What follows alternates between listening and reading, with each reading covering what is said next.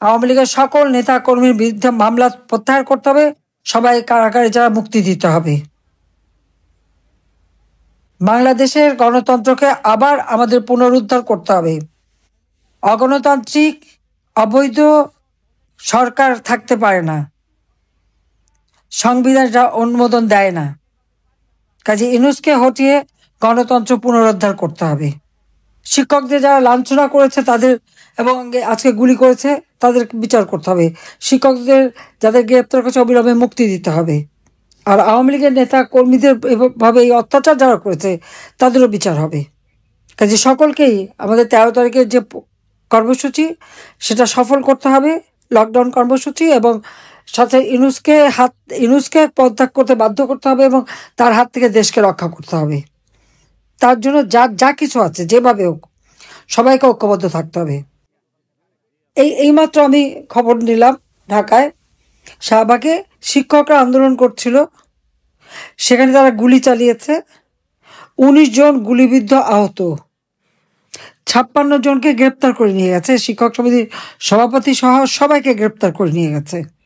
শিক্ষকরা তাদের দাবি নিয়ে এসছে, ঠিক আছে, আলোচনা করে সমাধান করুক। সেই নারী পুরুষ নির্বিশেষে শিক্ষকদের উপরে এই জুলুম অত্যাচারকে আমরা তীব্র নিন্দা জানাই, ঘৃণা জানাই, এবং যারা এই সমস্ত হামলা করেছে, গুলি করেছে, তাদের শাস্তি দাবি করি। এবং আমার মনে হয় এটা সকল শ্রেণী পেশা যারা আছে প্রত্যেকের প্রতিবাদ করা উচিত। এর আগে প্রাইমারি স্কুলের শিক্ষকরা যখন আন্দোলন করলো, সেই ছোট্ট শিশু বাচ্চা কোলে ওই অবস্থায় গরম পানি মারলো। মাদ্রাসার শিক্ষকরা আন্দোলন করলো, সেখানে গুলি করে 2টা লাশ গুম করে ফেললো। এই যে মুন্সিগঞ্জে আমাদের এক নেতা বললেন তার ছেলেকে ধরে নিয়ে গেছে আর তার লাশটাও পেল না, তাকে গুম করে ফেলেছে। আজকে আবু সাইদ থেকে শুরু করে যতগুলি হত্যাকাণ্ড ঘটেছে এগুলি তো ইউনূসের মেটিকুলাস ডিজাইনের মাধ্যমে করা।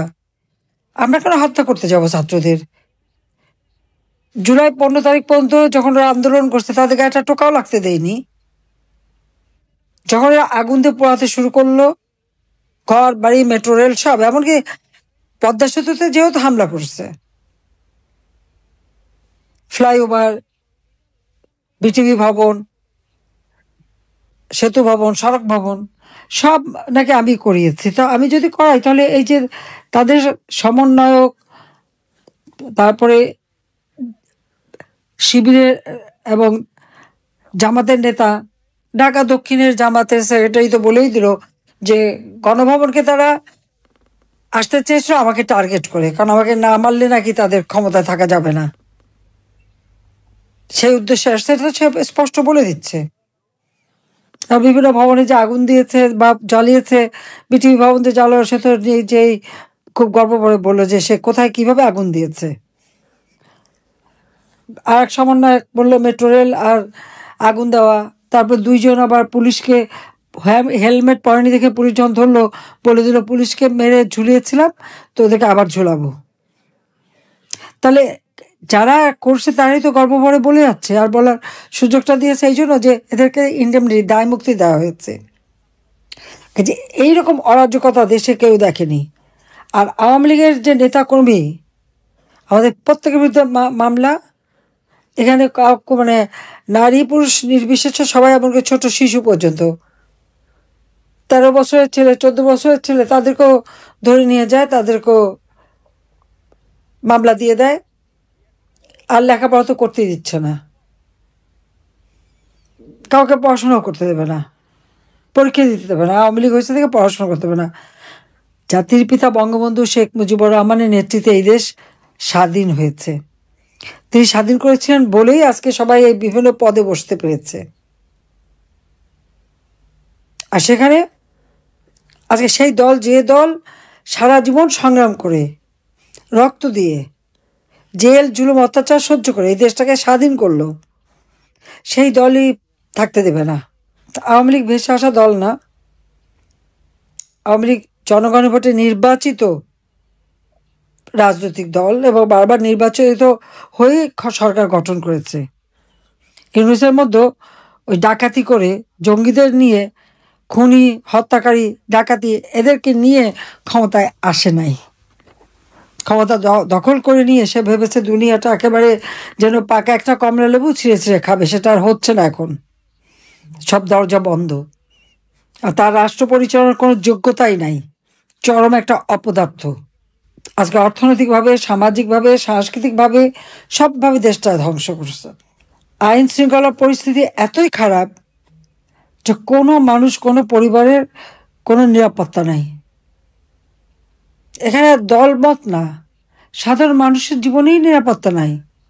না নিরাপদে রাস্তায় চলতে পারে, না ঘরে ঘুমাতে পারে।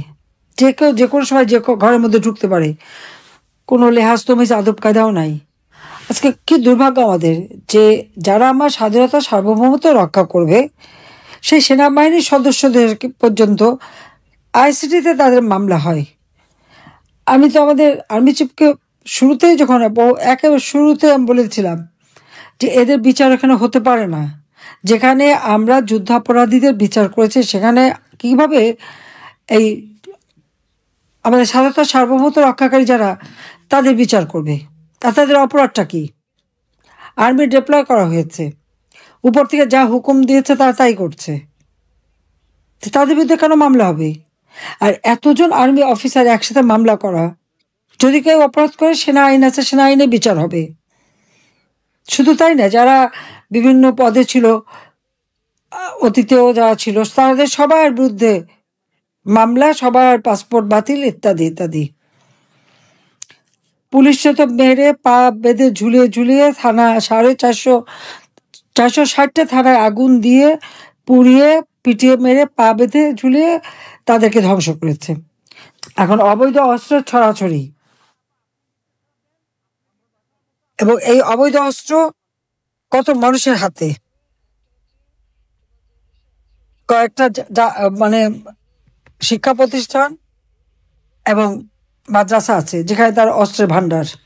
কিন্তু আমি বিশ্বাস করি শক্তিশালী জনতার কাছে এই অস্ত্র কিছুই না। এটা আমাদের মাথায় রাখতে হবে। অস্ত্র তো মানুষকেই চালাতে হয়। আমরা তো আন্দোলন সংগ্রাম সবসময় করেছি। হ্যাঁ, আজকে আমাদের সকলের একেবারে অর্থনৈতিকভাবে পঙ্গু করে দেওয়ার জন্য ঘর বাড়ি লুটপাট, আগুন দিয়ে পোড়ানো, অফিস, ব্যবসা প্রতিষ্ঠান, খামারের মাছ, মুরগি, গরু, হাঁস সব দিকে ফলে বা সবই ধ্বংস করে দিয়ে আওয়ামী লীগের নেতাকর্মীদের অর্থনৈতিকভাবে পঙ্গু করে দেওয়া হচ্ছে। শারীরিকভাবে নির্যাতন, জেল জুলুম তো অত্যাচার আছে, সাথে সাথে আবার অর্থনৈতিকভাবেই তাদেরকে পঙ্গু করে দিয়েছে। আওয়ামী লীগের নেতাকর্মীকে হাতে হ্যান্ডকাপ পরায়, আল্লাহ যেন দিন দেয় ওর হাতেও যেন আমরা হ্যান্ডকাপ পরাতে পারি। এর সাথে সেই উপদেষ্টা লেফটেন্যান্ট জেনারেল জাহাঙ্গীর আর আইন উপদেষ্টা আসিফ নজরুল সহ যে কটা আছে, আর তাদের এই সমন্বয়করা যারা গোপালগঞ্জে দাঁড়িয়ে বঙ্গবন্ধুর বিরুদ্ধে কথা বলছে, এই সবগুলির বিরুদ্ধে সব কটার কোর্টে দাঁড় করাতে হবে। এবং যারা আপনাদের ঘর বাড়ি পুড়িয়েছে এদের নাম ঠিকানা সব রাখবেন। আমাদের ওরকম অবৈধ অস্ত্রও নাই, আমাদের কিছু নেই, কিন্তু আমাদের জনতা আছে, আমাদের জনতা আছে, এটা মাথায় রাখতে হবে। তবে আমি একটা আশার কথা বলি যে আমাদের যারা জেল খেটে একবার এসেছে তারা কিন্তু এখন খুবই শক্তিশালী এবং সাহস হয়ে গেছে। কাজে এখানে আমাদের সকলকে এক হতে হবে, রুখে দাঁড়াতে হবে। আর ওই শিক্ষকদের গায়ে যে হাত তুলেছে এর প্রতিবাদ সকলকে জানাতে হবে। কেন শিক্ষকদের গায়ে হাত দেবে? লেখাপড়ার ব্যবস্থা তো শেষ করে দিয়েছে, ছাত্রছাত্রীদের দিয়ে শিক্ষকদের অপমান করিয়েছে, তাদেরকে পড়াতে বাধ্য করেছে। এরকম অপমান আমরা জীবনে দেখিনি যে এই শিশুরা যা করলো, ছেলেরা যা করলো, সে ইউনিভার্সিটি হোক আর স্কুল হোক। এই সমস্ত ছেলে মেয়েদের ভবিষ্যৎটা কি? ভবিষ্যৎটা শেষ। আমি জানি না বাবা মা এগুলি দেখে কি না। যাই হোক, আমি এটাই বলবো যে আজকে দেশটাকে একেবারে ইনুস শেষ পর্যায়ে নিয়ে গেছে। অর্থনীতি, রাজনীতি, মানুষের জীবন মান সব ধ্বংস করে দিয়েছে। কাজে আমার একটাই কথা, এই সেনা কর্মকর্তা তাদের বিচার এই আইসিটিতে হতে পারে না, এটা বন্ধ করতে হবে। আওয়ামী লীগের সকল নেতা কর্মীর বিরুদ্ধে মামলা প্রত্যাহার করতে হবে, সবাই কারাগারে যারা মুক্তি দিতে হবে। বাংলাদেশের গণতন্ত্রকে আবার আমাদের পুনরুদ্ধার করতে হবে। অগণতান্ত্রিক অবৈধ সরকার থাকতে পারে না। সংবিধান এটা অনুমোদন দেয় না। কাজে ইউনূসকে হটিয়ে গণতন্ত্র পুনরুদ্ধার করতে হবে। শিক্ষকদের যারা লাঞ্ছনা করেছে তাদের এবং আজকে গুলি করেছে তাদের বিচার করতে হবে। শিক্ষকদের যাদের গ্রেপ্তার করেছে অবিলম্বে মুক্তি দিতে হবে। আর আওয়ামী লীগের নেতা কর্মীদের এভাবে এই অত্যাচার যারা করেছে তাদেরও বিচার হবে। কাজে সকলকেই আমাদের 13 তারিখের যে কর্মসূচি সেটা সফল করতে হবে, লকডাউন কর্মসূচি, এবং সাথে ইউনূসকে পদত্যাগ করতে বাধ্য করতে হবে এবং তার হাত থেকে দেশকে রক্ষা করতে হবে। তার জন্য যা কিছু আছে যেভাবে হোক সবাইকে ঐক্যবদ্ধ থাকতে হবে। আর যাদের কাছে অবৈধ অস্ত্র আছে সেই অস্ত্র উদ্ধার করতে হবে। এবং সারা বাংলাদেশের মানুষকে আমি আহ্বান করব যে আপনাদের উপর যারা জুলুম করেছে, অত্যাচার করেছে, তাদেরও ঘর বাড়ি আছে, ব্যবসা প্রতিষ্ঠান আছে, সবই আছে। আর যে সমস্ত পুলিশের যারা আজকে নির্যাতন চালায় তাদেরও তো আগামী দিনে চাকরি করতে হবে, সেই জন্য তারা মনে রাখে, এবং তাদেরও পরিবার পরিজন আছে। ওরা তো মেরে পা বেঁধে ঝুলিয়েছে, বলেছে আগামীতেও ঝুলাবে।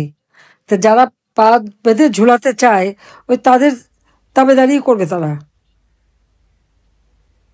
তাই এদের ভবিষ্যৎটা কি? কাজে সবাইকে আজকে ঐক্যবদ্ধ হয়ে নামতে হবে, কারণ এইভাবে একটা দেশকে ধ্বংসের দিকে আমরা যেতে দিতে পারি না। সবাই ভালো থাকবেন, সুস্থ থাকবেন, এবং কর্মসূচি বাস্তবায়ন করবার জন্য যা যা করার তাই করতে হবে। কারণ মুন্সিগঞ্জ একটা গেটওয়ে, এটা মাথায় রাখতে হবে। তো সবাইকে আমি ধন্যবাদ জানাই। ইনশাল্লাহ জনতার জয় হবেই হবে। এর থেকেও খারাপ অবস্থা আমরা সবসময় আন্দোলন করেছি, সবসময় সফলতা নিচ্ছি, গণতন্ত্র প্রতিষ্ঠা করেছি, বাংলাদেশের মানুষের আর্থসামাজিক উন্নতি আমরা করে এটা আমরা দেখেছি যে একমাত্র আওয়ামী লীগই পারে এই দেশের উন্নতি করতে, আর কেউ পারে না। একমাত্র আওয়ামী লীগই পারে এবং আওয়ামী লীগই পারবে। স্বাধীনতা এনেছি, অর্থনৈতিকভাবে উন্নতি করেছি, দেশের মানুষের অন্ন, বস্ত্র, বাসস্থান, চিকিৎসা, শিক্ষার ব্যবস্থা করেছি, দেশের মানুষের জীবনমান উন্নত করেছিলাম, সারা বিশ্বে বাংলাদেশের একটা মর্যাদায় নিয়ে গিয়েছিলাম। সেই মর্যাদাটা এই সুদখোর, খুনি, জঙ্গি, ফ্যাসিস্ট ইউনূস ধ্বংস করে দিয়েছে। এই দেশকে আবার আমাদের পুনরুদ্ধার করে গণতন্ত্র প্রতিষ্ঠার মাধ্যমে দেশকে আবার উন্নত করতে হবে। আর ওই সংবিধান লাখো শহীদদের রক্তের বিনিময়ে ওই সংবিধান, জনগণের ভোটে নির্বাচিত প্রতিনিধি দ্বারা এই সংবিধান, এখানে হাত দেওয়ার অধিকার তাদের নাই। তাদের ওই জুলাই ঘোষণা টোষণা ওগুলি আমরা মানি না। কারণ জুলাইতে তো গুন্ডামি করেছে, ডাকাতি করেছে, চুরি করেছে, মানুষ হত্যা করেছে, পুলিশ হত্যা, আওয়ামী লীগ নেতা কর্মী হত্যা, সাংবাদিক হত্যা, সংখ্যালঘুদের হত্যা, এত হত্যাকাণ্ড করেছে যার জন্য তাদেরকে ইন্ডেমনিটি দিয়েছে। সে অপরাধী তারা, তাদের হয়ে গেছে জুলাই হিরো, আর নির্যাতিতরা সব জিরো। তো নির্যাতিতদেরই এখন রুখে দাঁড়াতে হবে, আর সবাই রুখে দেওয়ার জন্য প্রস্তুতি নেন। সবাইকে ধন্যবাদ। জয় বাংলা, জয় বঙ্গবন্ধু, বাংলাদেশ চিরজীবী হোক। খোদা হাফিজ।